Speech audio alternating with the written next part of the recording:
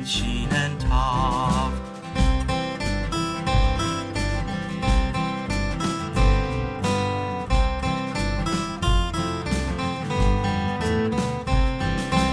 Aleph, Bet, and Gimel, Dalet, Hey, and Vav, and Zayin, Chet, and Tet, and Yod, and Tav, Lamed, Nun, Samek, Ayin, Pei, and Sade, Kof, and Resh, Sin, and Shin, and Tav.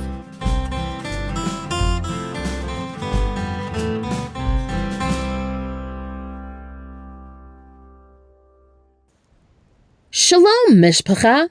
This is your Havara Yohana, or Miss Joanna, here today with Bryn to present this week's Hebrew language lesson.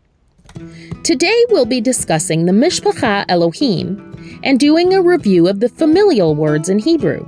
Those are words that are related to our families and family members.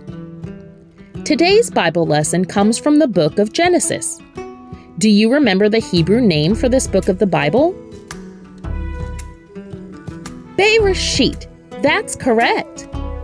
And do you remember what the word Bereshit means? Beginning. Right again. In Bereshit, we have the record of creation, the beginning of all things. In one of our previous lessons from Bereshit, we learned about the first children and the first brothers, Cain and Abel, or Cain and Abel. That story ended tragically. It shows what can happen when people behave wickedly. But thankfully, not all stories about families turn out this way. Yahweh created families so that people would not be alone, so that they could express and receive ahava, or love, have fellowship and companionship, be protected and prosperous, and raise up generations to esteem and worship Him. The genealogy or family tree of Adam and his descendants is a list of our forebearers, all biological relations, sometimes phrased as being related by birth, blood, or DNA. From Adam to Noah, or Noah's sons, then through the lineage of Shem, or Shem, from Abraham, or Abraham, to Yitzhak, or Isaac, and Jacob, or Jacob, whose name was changed by Yahweh to Yisrael, or Israel, continuing through Yehudah, or Judah, to King David, or David, from whose lineage Mashiach, or Messiah, came. This is the record of the Mishpacha Elohim, or the family of Yahweh. Interestingly and amazingly, we read in Yochanan, or the book of John, "He came to his own, and his own did not receive him. But as many as received him, to them He gave the authority to become children of Elohim, to those believing in His name, who were born not of blood, nor of the desire of flesh, nor of the desire of man, but of Elohim." And then in Matityahu, or the book of Matthew, we read, "And while he was still talking to the crowds, see, his mother and his brothers stood outside seeking to speak with him. And one said to him, 'See, your mother and your brothers are standing outside seeking to speak with you.' But he answering said to the one who spoke to him, 'Who is my mother and who are my brothers?' And having stretched out his hand towards his taught ones, he said, 'See, my mother and my brothers. For whoever does the desire of my Father who is in the heavens is my brother and sister and mother.'"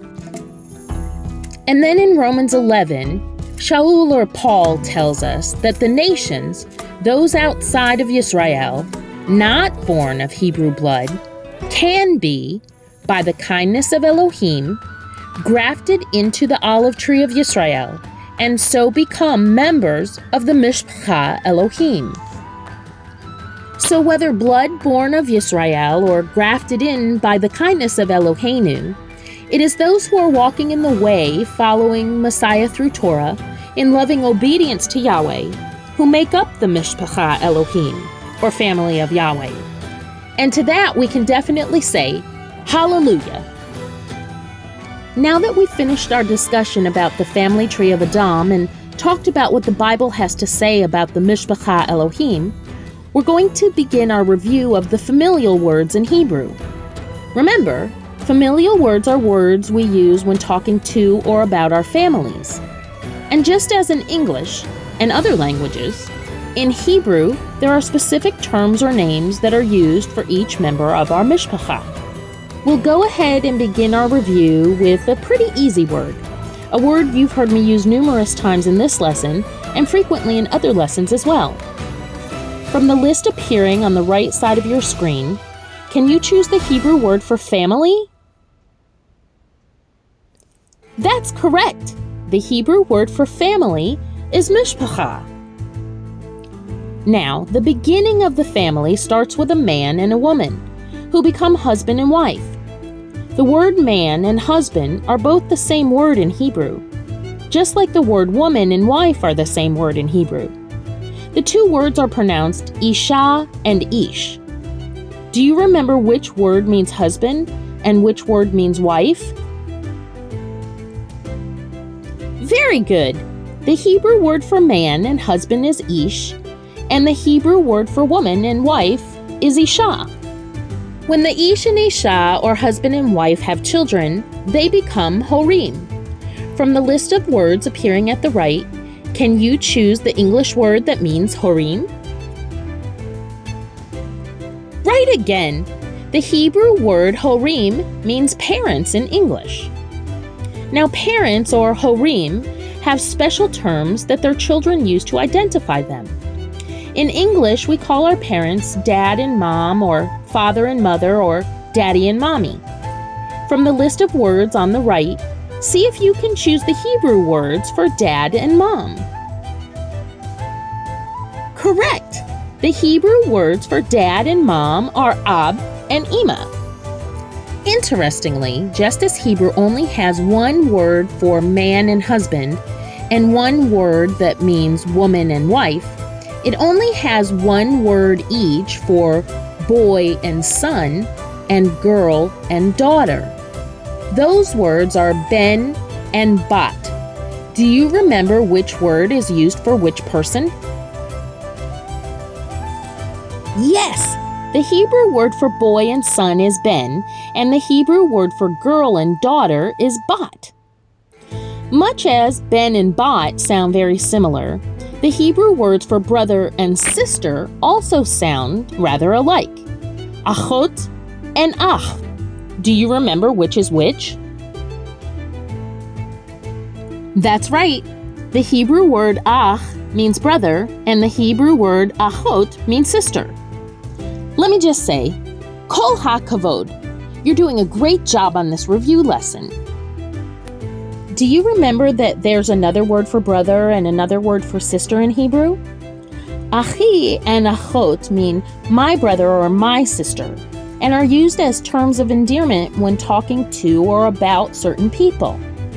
Terms of endearment are words or phrases that let people know how special we think they are and how much we love them. Among the Mishpacha Elohim, many people that are not biologically related often call each other Achi and Achot as terms of endearment. Now, to this point, we've reviewed the words for boy and girl, daughter and son, and brothers and sisters. All of these types of people are Yeladim. From the words at the right of the screen, can you choose the English word that corresponds to Yeladim? You're doing excellently. Yes, Yeladim is the Hebrew word for children, and the Hebrew word for child is Yeled. As the Yeladim, or children of our Horim, or parents, we have special names for our parents' parents. In English, we call them our grandparents. From the words appearing at the right of your screen, can you choose the correct Hebrew word for grandfather? Yes, the Hebrew word for grandfather is Saba. And now, can you pick the Hebrew word for grandmother? That's correct. Zavta is the Hebrew word for grandmother. There's another group of relatives that are given special names in both Hebrew and English. Our parents' siblings, that is, our parents' achim and achayot, or brothers and sisters, are called aunt and uncle in English. Do you remember the Hebrew terms used for these family members? See if you can choose correctly from the words at the right. Your memory is really good because you're right again. The Hebrew words for aunt and uncle are doda and dod. We also have special names for our aunts and uncles, yelodim, or children. In Hebrew, there are two terms. The term bat doda is used for a female, and ben dod for a male. Choosing from the list at the right, which one word do we use in English that means both ben dod and bat doda? Cousin is the correct word. In Hebrew, our male cousins are called ben dod, and our female cousins are called bat doda. That concludes our Hebrew review of familial words. I want to say, Mazel Tov, Dodi Havarim. Congratulations, my beloved friends. You did a wonderful job remembering all of these various Hebrew words. The more you say these words, the more likely you are to remember them, and the better you'll become at using them. So practice saying these Hebrew words throughout the rest of the week. And as you say them, I want you to remember that you are part of the Mishpacha Elohim, and that you are awesomely and wonderfully made, B'Tselem Elohim, in the image of Elohim. Until next time, Yevarechecha Yahweh, Ve'yishmerecha, Yair Yahweh, Panav Alecha, Ve'hunecha, Yisha Yahweh, Panav Alecha, Ve'yashem Lecha Shalom.